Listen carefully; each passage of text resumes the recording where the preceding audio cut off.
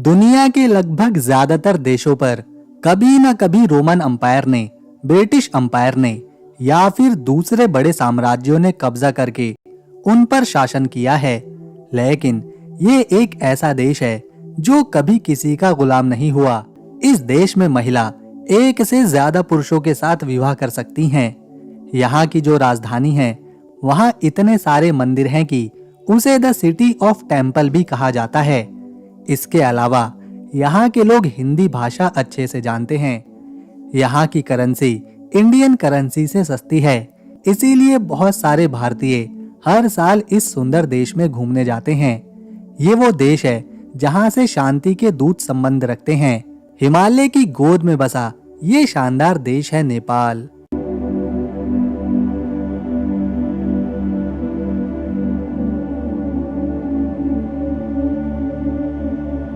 जानेंगे भारत के पड़ोसी देश नेपाल को गहराई से, करीब से, यहाँ के खानपान और संस्कृति के साथ अद्भुत फैक्ट्स को। तो बने रहें हमारे साथ नेपाल के इस अद्भुत सफर पर। दोस्तों, आप हमारी वीडियो किस शहर से देख रहे हैं, कमेंट करके जरूर बताना।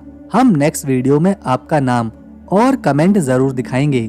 लेकिन उससे पहले अगर आपने वीडियो को एक लाइक नहीं किया तो इसे जल्दी से एक लाइक कर चैनल को सब्सक्राइब कर लें। आपका एक बटन दबाना हमारी मेहनत को सफल बनाता है।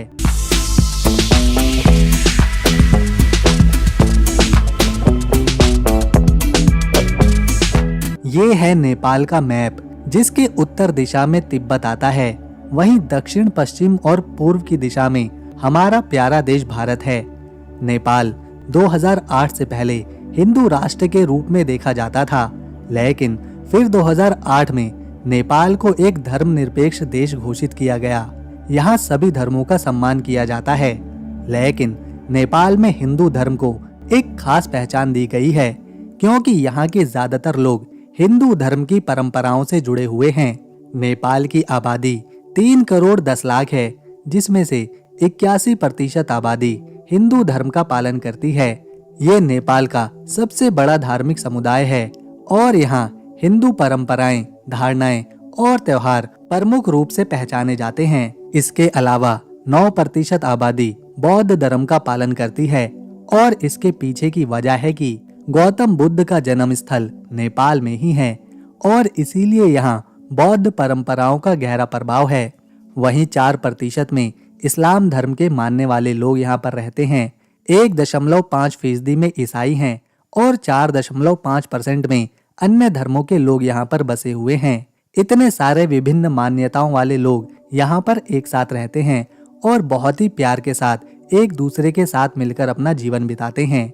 नेपाल की संस्कृति शादी को लेकर काफी अनोखी है, क्योंकि यहाँ की महिलाएं एक साथ कई पुरुषों से शादी कर सकती हैं। नेपाल में महिलाओं को बहुत सी छूट दी जाती है। जी हाँ दोस्तों, यहाँ पर एक महिला एक से ज्यादा पुरुषों के साथ शादी कर सकती है और ये परंपरा यहाँ सामान्य मानी जाती है, जिसे प्राचीन काल से निभाया जाता रहा है।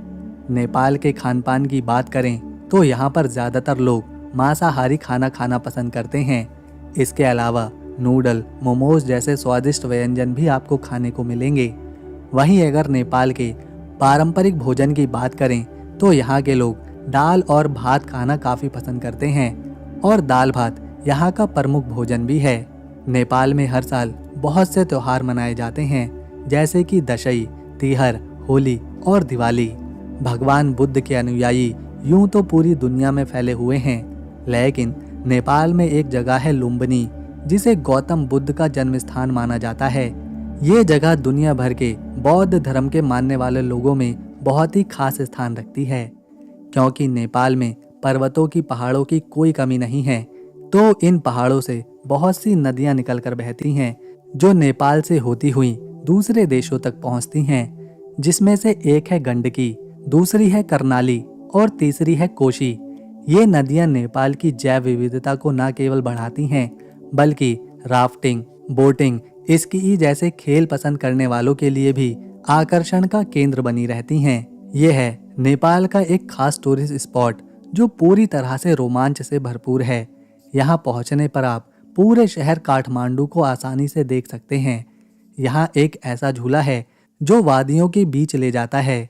इस पर झूलना बहुत ही मजबूत दिल वालों का काम है, क्योंकि ये झूला जमीन से 1000 फीट ऊपर है।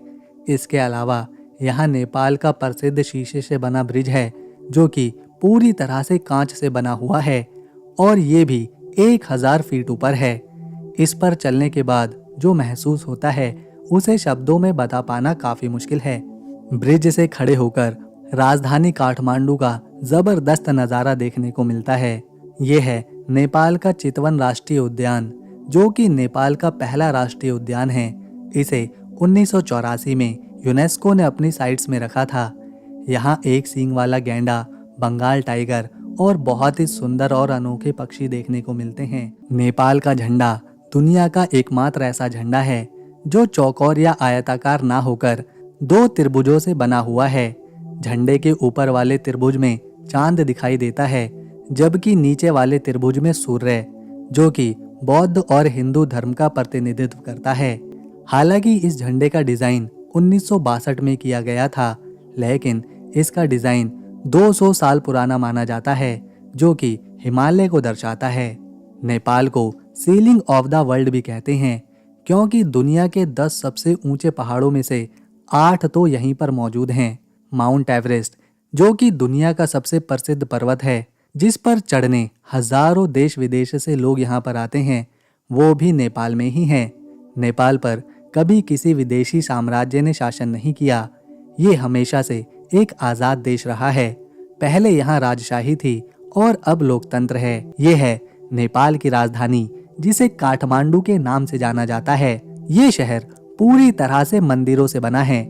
यहाँ की हर गली में आपको कोई ना कोई मंदिर देखने को जरूर मिलेगा, फिर चाहे वो छोटा हो या फिर बड़ा।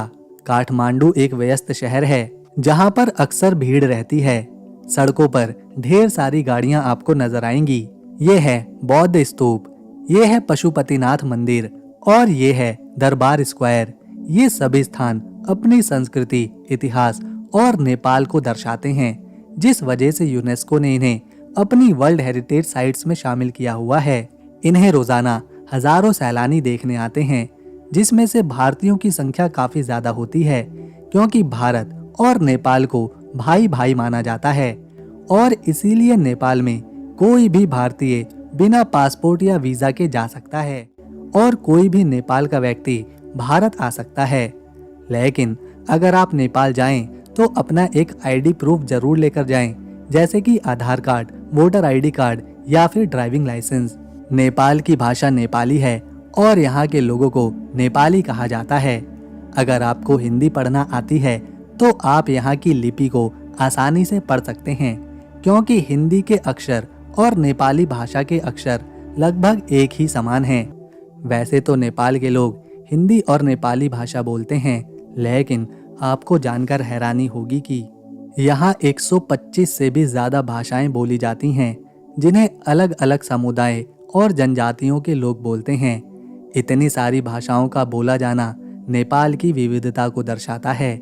नेपाली, मैथिली, भोजपुरी भाषाओं के साथ साथ और भी कई भाषाएं हैं जिन्हें राष्ट्रीय भाषा माना जाता है। पशुपतिनाथ मंदिर, जो विश्व प्रसिद्ध है, ये मंदिर भगवान शिव के 8 प्रमुख धामों में से एक है। यहाँ हजारों सैलानी दर्शन करने आते हैं। मंदिर के चारों ओर चांदी के दरवाजे लगाए गए हैं और सावन के महीने में तो इस मंदिर का नज़ारा किसी भी श्रद्धालु का मन मोह सकता है। ये है पिम्बाहल पौंड, जो कि भक्तापुर में मौजूद है।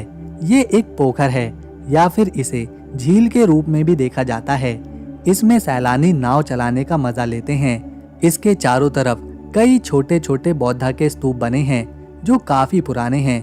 पोखर के आसपास कई कैफेज और रेस्टोरेंट और दुकानें खुली हुई हैं। बहुत सारे सैलानी इस जगह पर आते हैं, समय बिताते हैं और शांति का अनुभव करते हैं। ये एक टूरिस्ट स्पॉट है जो कि देखने में काफी ज्यादा सुंदर और शांत लगता है। अपने भारत में जो बाइक्स चलती हैं, जैसे हीरो कंपनी की, होंडा कंपनी की, बजाज कंपनी की, ऐसे ही यहाँ नेपाल के लोग भी उन्हीं बाइक्स का इस्तेमाल करते हैं। भारत और नेपाल की करेंसी में भी समानता देखने को मिलती है। अपने देश भारत की करेंसी रुपी कहलाती है, तो नेपाल की करेंसी भी रुपी ही कहलाती है। लेकिन दोनों की वैल्यू अलग है। भारत के 60 पैसे नेपाल के 1 नेपाली रुपी बनते हैं। मतलब भारत के 100 रुपए नेपाल में 160 रुपए के बराबर हैं। नेपाल की करेंसी के बारे में हम आपको एक अद्भुत बात बताते हैं कि नेपाल की करेंसी भारत की करेंसी के साथ इम्पैक्ट है। मतलब अगर हमारे देश भारत की करेंसी की कीमत बढ़ेगी या फिर घटेगी तो नेपाली रुपी भी बढ़ेगा या फिर घटेगा। नेपाल के अगर हम एरिया की बात करें तो ये सुंदर देश 1,43,350 स्क्वायर किलोमीटर के क्षेत्रफल में फैला हुआ है और एरिया के लिहाज से ये दुनिया में 93 नंबर पर आता है। ये है नेपाल की सबसे प्रसिद्ध जगह जिसे ललितपुर पाटन दरबार के नाम से जाना जाता है। ये बहुत ही फेमस टूरिस्ट स्पॉट है यहाँ का। इस जगह आपको एक दो नहीं बल्कि 55 मंदिर देखने को मिलेंगे। साथ ही साथ 135 या फिर 136 बहाल यानी कि कोर्ट यार्ड भी नजर आएंगे। यहाँ अक्सर नेपाल के लोग तो आपको दिखाई देंगे ही, साथ ही साथ विदेशी और भारतीय सैलानी भी।